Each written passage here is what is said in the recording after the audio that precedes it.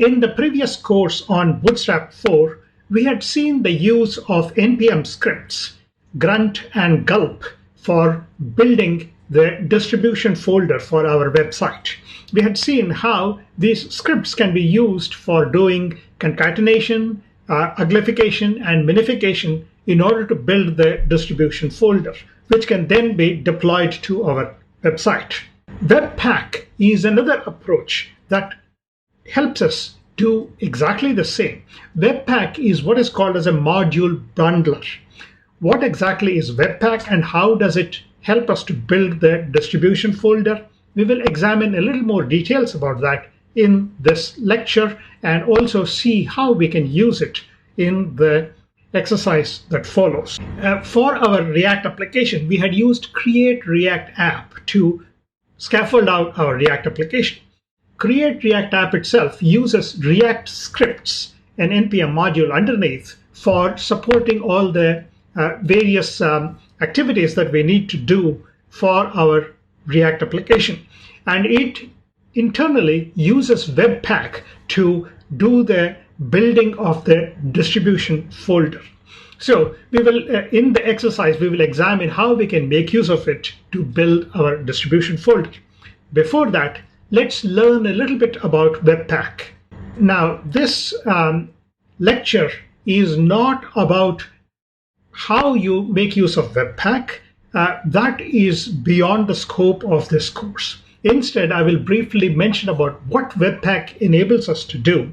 Now, to learn how to make use of Webpack, you would have to go to the Webpack's documentation and then read that up. Since our React application is already set up with Webpack and all the configuration is automatically done for us, we don't need to worry about setting up Webpack. That automatically comes for the ride with our React application. So obviously, the first question that arises in your mind is, what exactly is Webpack? What are we talking about? Webpack, this is the definition from the Webpack's documentation itself.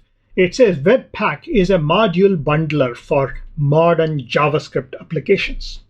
Now, what Webpack does is it looks at the entire structure of your application. So it recursively traverses through your code, looking to see how best to bundle the information into what is called as bundles.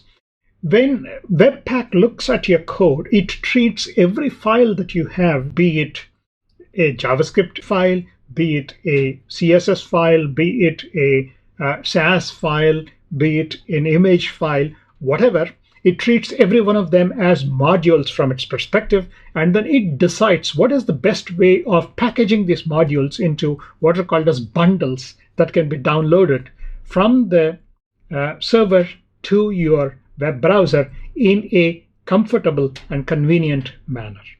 So when we talk about Webpack, we obviously need to clarify what a bundle means.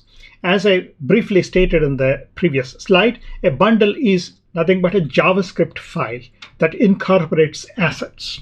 Now, you have to keep this in mind that Webpack treats everything as JavaScript. To it, whether it is CSS or any of the other kinds of files, they will also be treated as JavaScript from the perspective of Webpack. Now, don't get too concerned. Webpack knows how to package them and treat them as JavaScript modules when it prepares those bundles.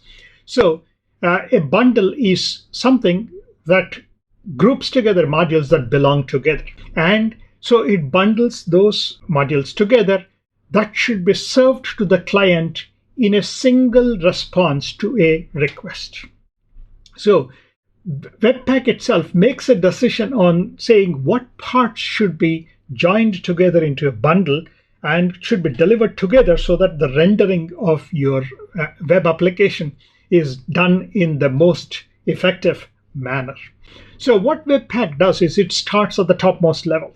So it starts there, and then it follows all the imports that you use in those down the path and builds up a hierarchical organization of all the different parts. So what is called as a dependency graph is built by Webpack. Now, using this dependency graph, Webpack then decides how to package its bundles and then emits one or more bundles as they make sense for your particular application that Webpack is bundling.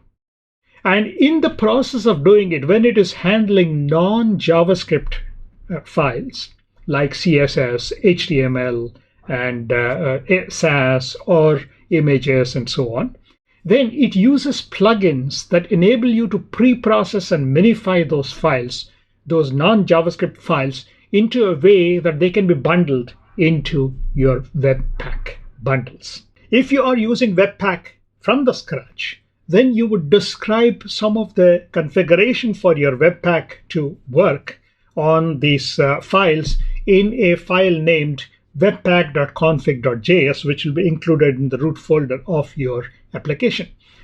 Now, when we talk about Webpack, there are 4 concepts that are important for us to understand on how Webpack works on things. The first one is entry. Entry is the point at which the Webpack should start and follow down to build the dependency graph. Now, the second part is what we call as the output. In Webpack, the output is the set of bundles that Webpack prepares on your behalf.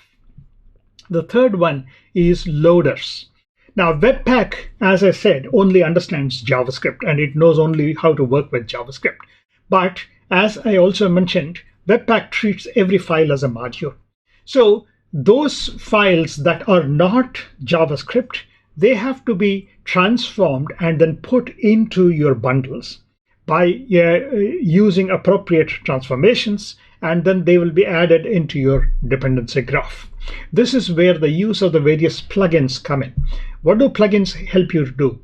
The plugins help you to perform the various actions and custom functionalities or compilations that you need to do for building up your bundles. So it will help you to transform your CSS into a way that it can be packaged into your JavaScript bundles and so on. So that is a quick introduction to how Webpack actually works. Now that we have briefly learned about Webpack and the Webpack concepts, let's move on to the exercise where we will make use of React scripts, which uses Webpack to generate the build folder for our React application.